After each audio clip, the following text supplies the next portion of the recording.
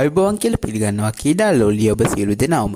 ශ්‍රී Lanka, India හා දකුණු අප්‍රිකානු කාන්තා කණ්ඩායම් අතර ශ්‍රී ලංකාවේ සත්කාරාත්මයෙන් පැවැත් වූ තුන්කොන් එක්දින තරගාවලියේ අවසන් මහා තරගය හෙට දිනේදී පැවැත්වීමෙන් නියමිතයි. මෙම තුන්කොන් තරගාවලියේදී සෑම කණ්ඩායමක්ම තරග 4 බැගින් තරග කර අතර එම ජයග්‍රහණයන්ගේ ප්‍රතිඵල අනුව පැසාද ලකුණු සටහනේ ඉහළින්ම සිටින කණ්ඩායම් දෙක අවසන් තරගය සඳහා සුදුසුකම් ලැබුවා.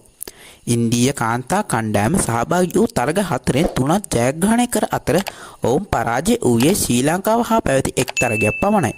ඒ අනුව ඔවුන් පැසාද ලකුණු සටහනේ පෙරමුණ හිමි කරගත්තා. සහභාගී වූ තරග 4න් 2ක් ජයග්‍රහණය කරගත් ශ්‍රී ලංකා කාන්තා කණ්ඩායම පැසාද ලකුණු සටහනේ දෙවන ස්ථානය හිමි වුණා. දකුණු අප්‍රිකානු කාන්තා කණ්ඩායමට සහභාගී වූ තරග 4න් ජය ගැනීමට හැකි වූයේ එක් තරගයක් පමණයි.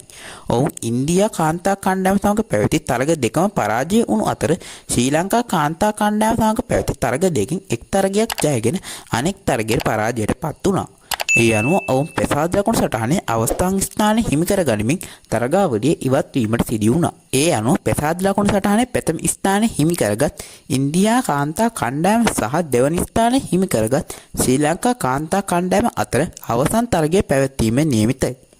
තරගයේ කොළඹ RPM දාස ක්‍රීඩාංගණයේදී පැවැත්වෙන අතර තරගය ශ්‍රී ලංකා වේලාවෙන් පෙරවරු 10ට පමණ ආරම්භ වීමට නියමිතයි. අවසන් මහා තරගය සඳහා කොළඹ RPM දාස ක්‍රීඩාංගණයේ සියලු ප්‍රේක්ෂකයන්ට නොමිලේ විවෘතව තැබීමට ශ්‍රී ලංකා ක්‍රිකට් ආයතනය මේ වෙන විට තීරණය කර තිබෙනවා.